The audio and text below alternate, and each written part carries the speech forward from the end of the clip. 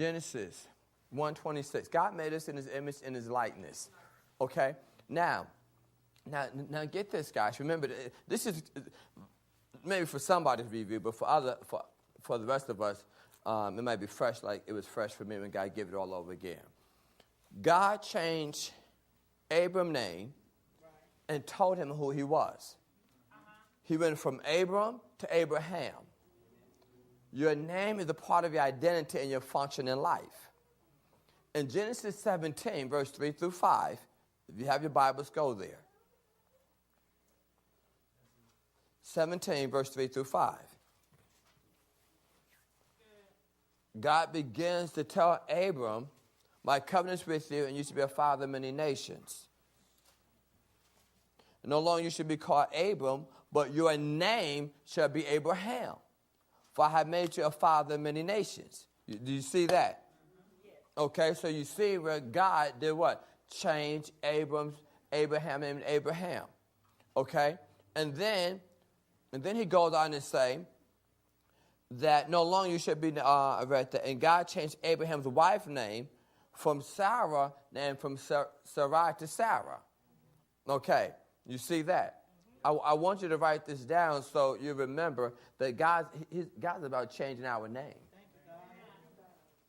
Okay? And then God begins to tell him, no longer should your name become Abraham, but you should be Abraham, for I made you father of many nations. I will make you exceedingly fruitful, and I will make nations of you, and kings shall come from you. Okay?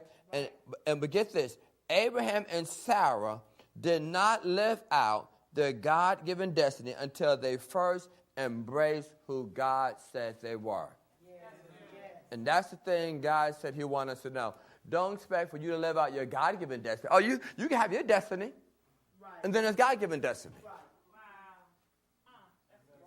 And when fear is guiding you, you don't talk to God about your God-given destiny because you're so afraid God's going to tell you something that you don't want to hear.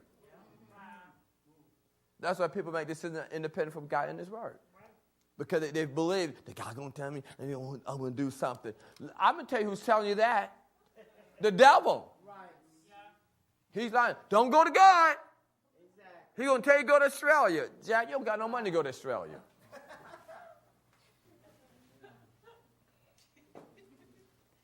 You can accomplish, not saying God can't tell you to go there, but we always think he's going to tell us something far out and crazy.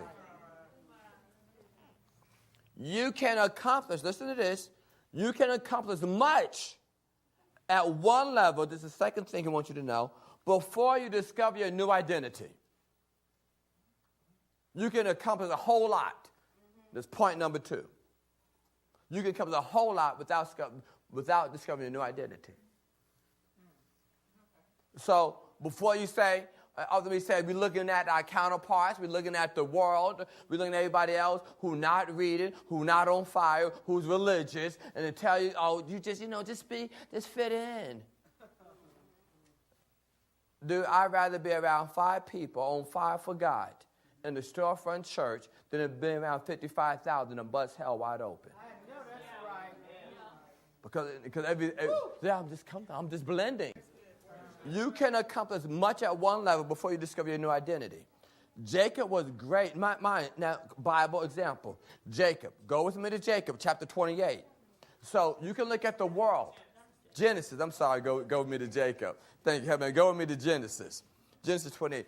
So therefore, this removes that lie in our comparing ourselves with people that have a level of wealth that we want to justify and say, well, if they got that, so I don't need to do all of that. I mean, I just do what they did. Well, you can do what they do and get what they got, but at what cost? At what cost? There it is, right there.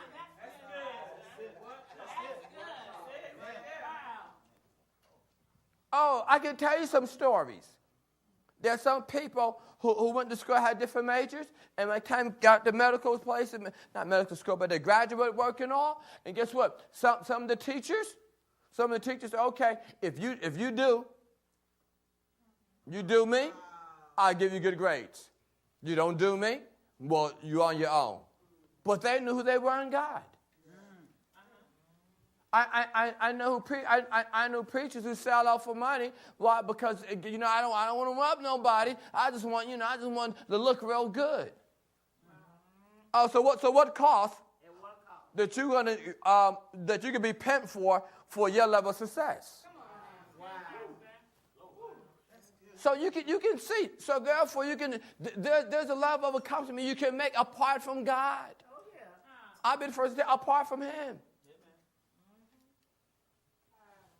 Now, Jacob. Okay, everybody say Jacob. And Jacob, in Genesis 28, verse 7, says Abraham, Isaac, and who? Jacob. So who's Jacob's father? Isaac. Okay, so now, so what did Jacob do? What did Jacob do? Took his brother's birthright. But why he took his brother's birthright? Because the brother did not respect his birthright. So don't you get mad at Jacob? He didn't think much of it. So we get mad at folk who take our stuff, but you didn't think much of it. So Jacob, and so but get this right, but yet Jacob is blessed. Okay? So in verse 7, and that Jacob obeyed his father and mother. That's all I want you to see.